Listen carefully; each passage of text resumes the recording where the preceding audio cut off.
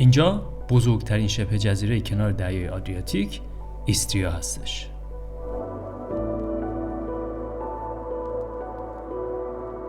این تیکه از زمین رسماً یه بهشت 3 نفره بین کشورهای کرواسی، اسلوونی و ایتالیا است. البته کرواسی با 87% سهم تقریباً همه رو برای خودش برداشته.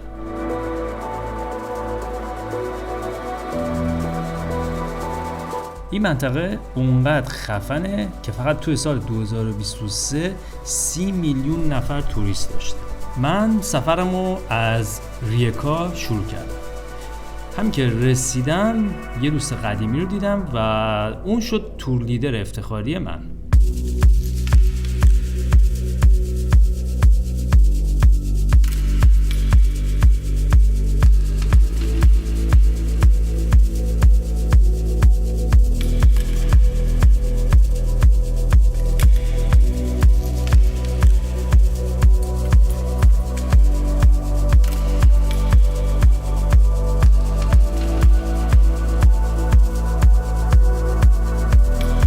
اینجا سومین شهر بزرگ کرواسیه و یه بندر شلوغ و پرترافیکه.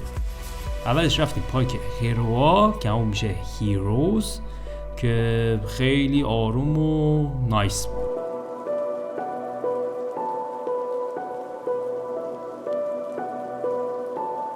بعدش هم رفتیم کلیسای قدیمی مریم مادر خدا.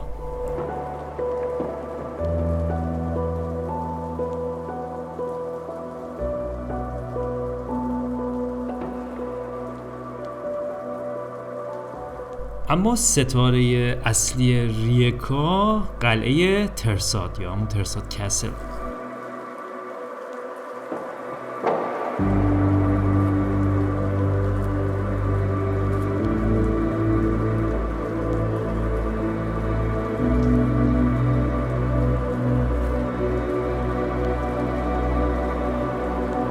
این قلعه بالای یه تپه ساخته شده و اونقدر ویو فوق‌العاده خفنی داره که واقعا دوست نداشتم اونجا رو ترک کنم و اگه میخواستم یه قلعه داشته باشم حتما اینجا رو انتخاب میکردم. قشنگ تمام شهر انگار زیر پاته.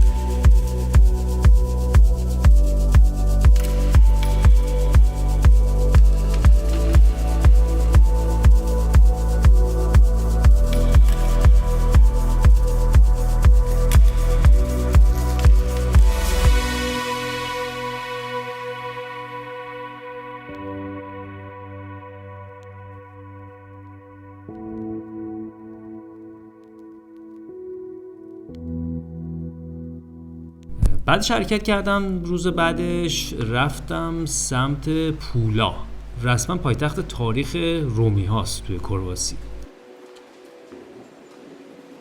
این شهرم پر از آثار باستانیه و قدم زدن توی کوچه هاش واقعا انگار مثلا توی زمان آدم داره سفر میکنه.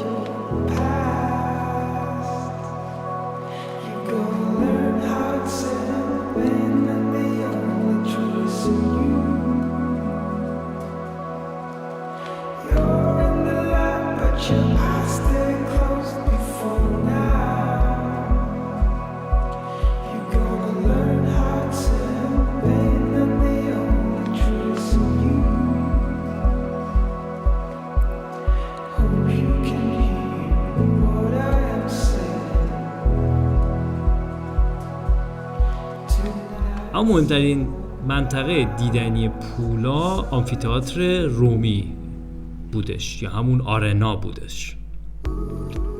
این آمفی‌تئاتر هم ششمین آمفی‌تئاتر بزرگ رومی توی دنیاست که هنوزم واقعا سالم بود.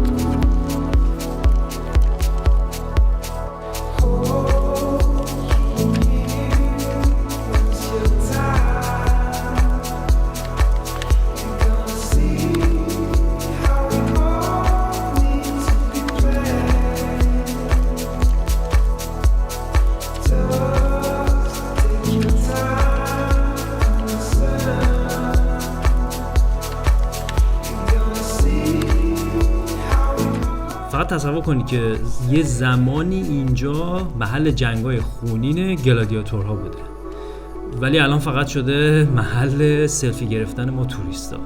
این همه قدمت و این همه شکوه واقعا آدم احساس میکنه صدای تشویق مردم که اون موقع برای مبارزات تشویق میکردن هنوزم توی این سنگ‌هاش مونده. از پولا زدم بیرون و رفتم سمت اوپاتیا. اینجا واقعا شیک و مجلسی بود، پر از ویلاهای ستاره‌دار و باغ‌های سرسبز کنار دریا. انگار مثلا محل استراحت میلیونرهای اتریشی و مجارستانی توی زمانه قدیم بوده. واقعا اگه دنبال جایی هستی که فقط لم بدید و عشق و حال کنید، اوپاتیا آدرس دقیقش همینجاست.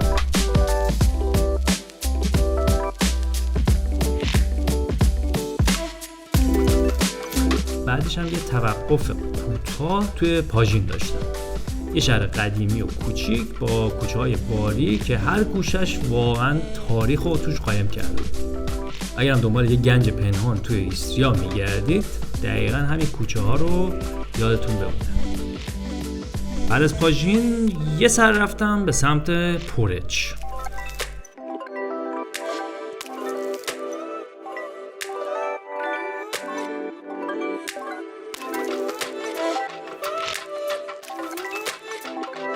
این شهرم توی این شبه جزیره خیلی قشنگه.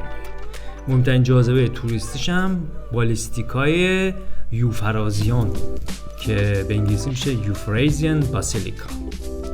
این کلیسا هم که مال قرن شیشه به خاطر همین موزاییک‌های طلایی و درخشانش توی فهرست یونسکو ثبت شده.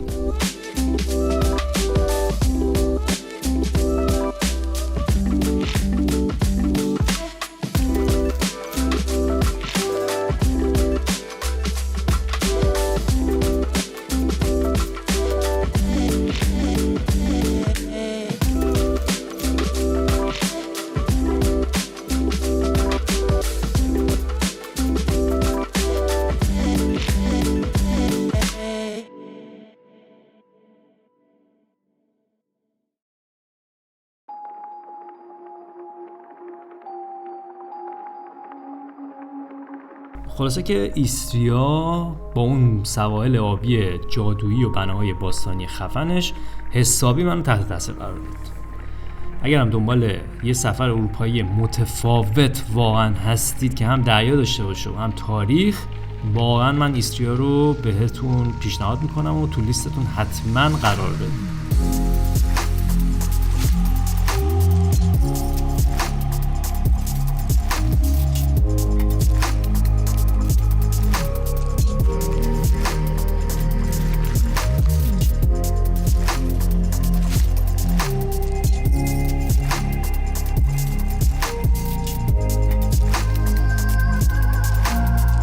تا سفر بعدی مراقب خودتون باشین و حتما لایک و سابسکرایب یادتون نره.